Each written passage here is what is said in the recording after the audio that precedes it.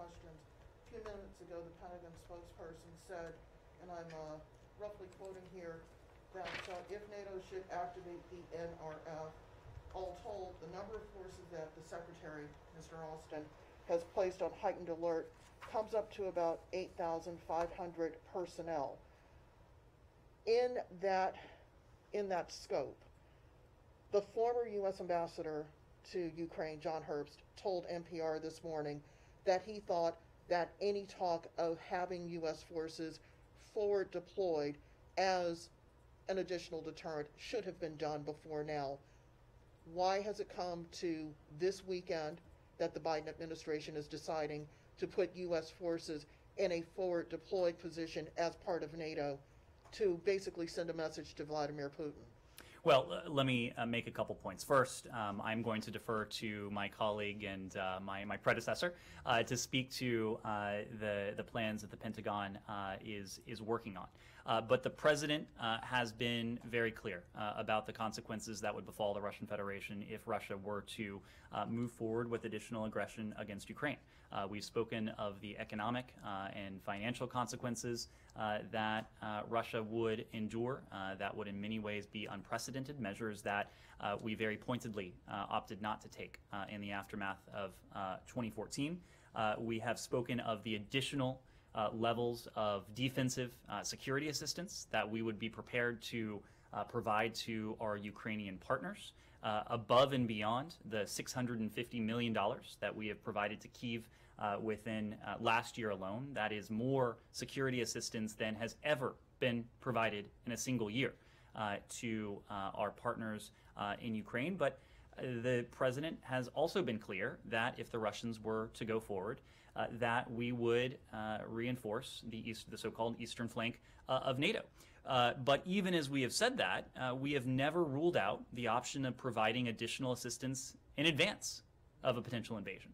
And so there are a number of consequences that we have spelled out that the Russian Federation would endure. There are a number of steps that we are taking now in terms of our defensive security assistance to Ukraine, in terms of the deterrent messaging that we're putting forward about the consequences that would befall the Russian Federation, and now what you're hearing from my colleague at the Pentagon.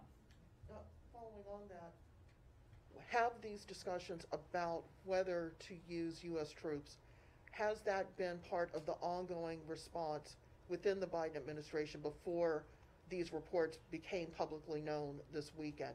Was that an active part of the discussion on how to deal with the Russian aggression? I would say generally, without speaking to internal deliberations, that something like this typically would not become public if it were just introduced. We've been considering a number of steps, and you're hearing the Pentagon speak publicly to it today. The fact that they are speaking publicly to it today suggests that it is not a new ingredient as we consider a response to what we're seeing now. Is this designed to make the Russians perhaps rethink the deployment of additional troops inside Belarus and trying to beef up its presence in the southern part of Ukraine? Our goal in all of this is to both defend and deter.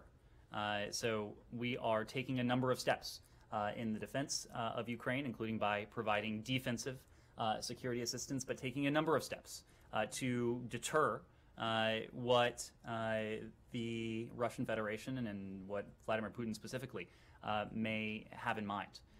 So to your question, yes. And then one more.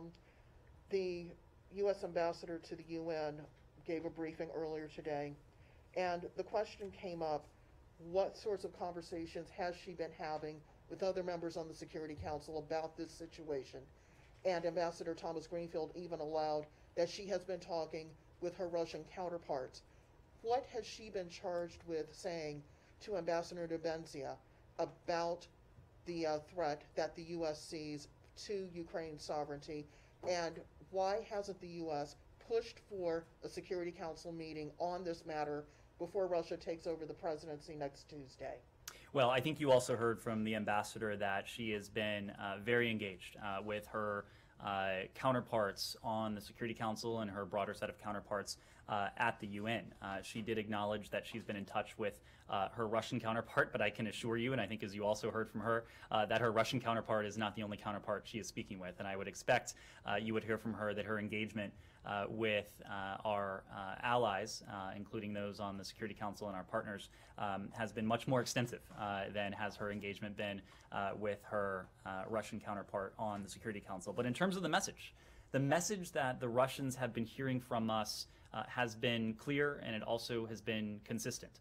It has been clear and consistent in public. It's been clear and consistent in private. First and foremost, we prefer the path of diplomacy and dialogue.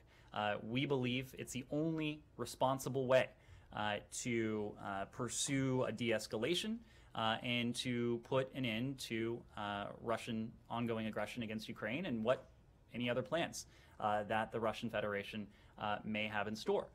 They've also heard, and they've heard this in our private engagements, but also very publicly as well, that just as we are prepared for dialogue and diplomacy, we are pursuing defense and deterrence, and we've spoken to that extensively already today. But the Russians know, because they have heard it from us directly, that we are prepared to engage. They know that there are some issues where we think that dialogue and diplomacy may redound positively on our collective security, the collective security of the transatlantic community, and it could help respond to some of the concerns that the Russian Federation has made. But they've also heard from us, and this is just as important, that there are other areas, including NATO's open door policy, where there is no trade space, absolutely none. And so across all of our engagements, whether it is the Secretary, the Deputy Secretary, Ambassador Thomas Greenfield, those messages have been clear and consistent. Saeed. Anything else on okay, I see there may be a couple other questions.